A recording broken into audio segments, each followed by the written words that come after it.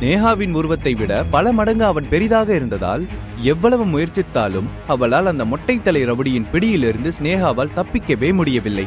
அவனுடைய இறுக்கமான பிடியில் ஸ்னேகாவின் வெள்ளை நிற கை சிவந்திருந்தது.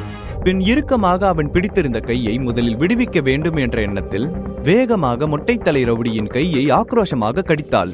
அவள் கடித்ததில் மேல் வரிசை பற்களும் கீழ் வரிசை பற்களும் அவன் கையில் ஆழமாக பதிந்தது. வலியால் கத்திக்கொண்டே அவளுடைய கையை விட்டான். அவன் ஒற்றை காலை மேலே தூக்கி கொண்டு தன்னுடைய கைகளை உதறிக்கொண்டே வலியால் துடித்துக் கொண்டிருந்தான்.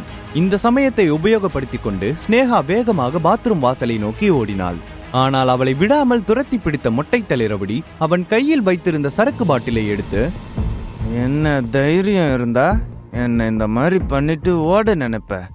ஒரு தடவை என்கிட்ட சிக்கின யாரும் தப்பிக்கவே முடியாது.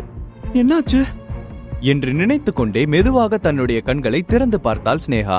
ஆனால் அந்த மொட்டை தலை ரவுடி வாயில் ரத்தத்துடன் தரையில் விழுந்திருப்பதை பார்த்த ஸ்னேகா சுத்தி முத்தியும் பார்த்தாள். அப்பொழுது, Sneha, are you all right என்ற குரல் கேட்க அந்த சத்தம் வந்த திசையை திரும்பி பார்த்தாள். அந்த மொட்டை தலை ரவுடி வைத்திருந்த பாட்டிலை கையில் பிடித்துக் கொண்டு சூர்யா நின்றிருந்தான்.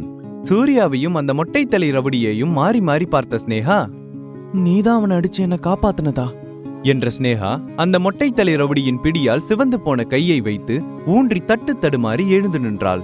சூர்யாவை தொடர்ந்து வந்த பிரீத்தி வேகமாக ஸ்னேகாவை தாங்கிக் கொண்டாள். ஸ்னேகா, இங்க என்ன நடந்துச்சு? அவன் ஏன் உன்னை அடிக்க வந்தான் என்று பிரீத்தி பதட்டத்துடன் கேட்டாள். இவன் என்கிட்ட தப்பா நடந்துக்க பார்த்தான். என் கையை இறுக்கமா பிடிச்சிருந்தனாலதான் சிவந்துருச்சு. அதான் அவன் கிட்ட இருந்து தப்பிக்க நான் கடிச்சேன். அந்த கோவத்துலதான் பாட்டில் அடிக்க வந்தான் என்று மீண்டும் அந்த மொட்டை தலை ரவுடியின் கையை பார்த்தாள். ஸ்னேகா இவ்வாறு கூறிக்கொண்டிருக்கும் பொழுது பிரதாப்பும் இன்பாவும் அந்த இடத்திற்கு வந்து சேர்ந்தனர். ஸ்னேகாவின் இந்த நிலைமையை பார்த்த பிரதாப் கோபத்தில் அடிபட்டு கீழே விழுந்திருந்த அந்த மொட்டை தலை ரவுடியை இன்பாவுடன் சேர்ந்து அடிக்கத் தொடங்கினான். ஏற்கனவே சூர்யாவிடம் அடி வாங்கி எழுந்திருக்க முடியாமல் படுத்து இருந்த அந்த மொட்டை தலை ரவுடியால் பிரதாப் இன்பாவின் அடியை பொறுத்து கொள்ள முடியவில்லை. வலியால் கத்த ஆரம்பித்தான். ஆனாலும் விடாமல் அவனை மாறி மாறி பிரதாப்பும் இன்பாவும் அடித்துக் கொண்டே இருந்தனர். போதும், இதுக்கு மேல அடிச்சா செத்துருவான், விடுங்க என்ற சூர்யா பிரதாப்பின் கையை பிடித்தான். சட்டென்று சூர்யாவின் கையை உதறிவிட்ட பிரதாப் சூர்யா தொட்ட இடத்தில் வேகமாக தூசி தட்டுவது போல தட்டிவிட்டான். அதுவரை யாரும் காப்பாற்ற மாட்டார்கள் என்று ஸ்னேகா நினைத்து கொண்டிருக்கும் பொழுது சூர்யா காப்பாற்ற வந்தது அவள் எதிர்பார்க்கவே இல்லை. இந்த செயல் சூர்யாவின் மீது வைத்திருந்த பகையை லேசாக தகர்த்து எரித்தது. ஆனால் இப்பொழுது அந்த ரவுடியை விட்டுவிடும்படி சூர்யா கூறியது ஸ்னேகாவுக்கு பிடிக்கவில்லை.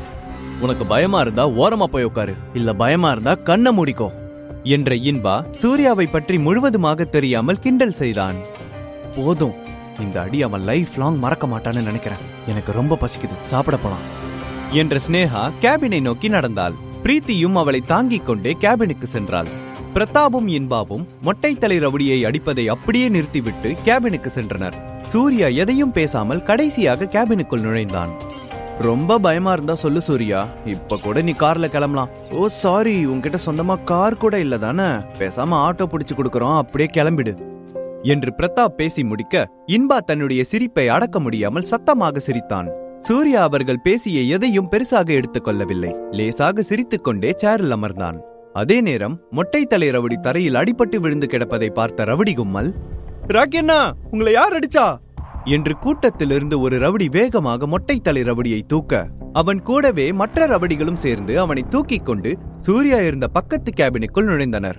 அந்த கேபின் உள்ளே பூ போட்ட சட்டை அணிந்து கொண்டிருந்த ஒருத்தன் மொட்டை தலை ரவுடி அடிபட்டு தரையில் மயக்கத்தில் இருப்பதை பார்த்து சட்டென்று எழுந்து நின்றான். அவன் எழுந்து நிற்க கூடவே சுத்தி இருந்த மற்ற ரவுடிகளும் எழுந்து நின்றனர். மொட்டை ரவுடியை அந்த நிலைமையில் பார்த்தவனின் முகம் கோபத்தில் கொந்தளித்தது.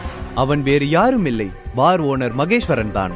ஏற்கனவே ஒருமுறை பிரீத்தியை கடத்திய விவகாரத்தில் சூர்யாவிடம் சிக்கிய அதே மகேஸ்வரனின் அடியால் தான் அந்த மொட்டை தலை ரவுடி. ஆனால் இப்பொழுது இது சூர்யாவின் விவகாரம் என்று மகேஸ்வரனுக்கு தெரியாது. தன்னுடைய அடியால் நிலைமையை பார்த்த மகேஸ்வரன், யார் இப்படி பண்ணது என்று அவன் முன்னே இருந்த டேபிளை தன்னுடைய கையால் தட்ட, மகேஸ்வரன் சார், கேபின்ல இருக்க ஒரு பொண்ணு என தட்டு தடுமாறி அரை மயக்கத்தில் மொட்டை தலை ரவுடி பதில் கூறினான். இங்க இருக்கிற எல்லா கேபினையும் தேடுங்கடா, இவனை அடிச்ச எவனும் உயிரோட வெளியே போக கூடாது என்று மகேஸ்வரன் கூற அடுத்த நொடியே அங்கிருந்த அனைவரும் வேகமாக தங்களுடைய கையில் இருந்த ஆயுதத்தை சட்டையில் சொருகிக் கொண்டு ஓடினார்கள். மொட்டை தலை ரவுடி ராக்கி மகேஸ்வரனை பார்ப்பதற்காக சென்னையிலிருந்து கோயம்புத்தூர் வந்தான். சென்னையில் பெரிய ரவுடியான ராக்கி மகேஸ்வரனின் உயிர் நண்பன். கோயம்புத்தூருக்கு சிறு வேலை காரணமாக வந்தவன் அப்படியே மகேஸ்வரனை பார்க்க வந்தான்.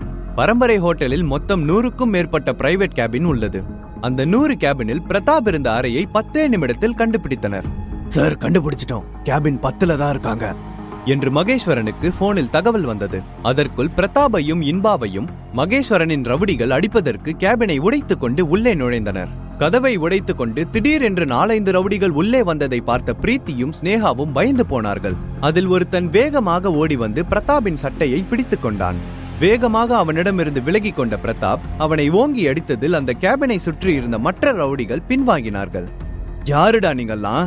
என்னோட ஹோட்டலுக்குள்ள வந்து ஏமலையே கை வைக்கிறது?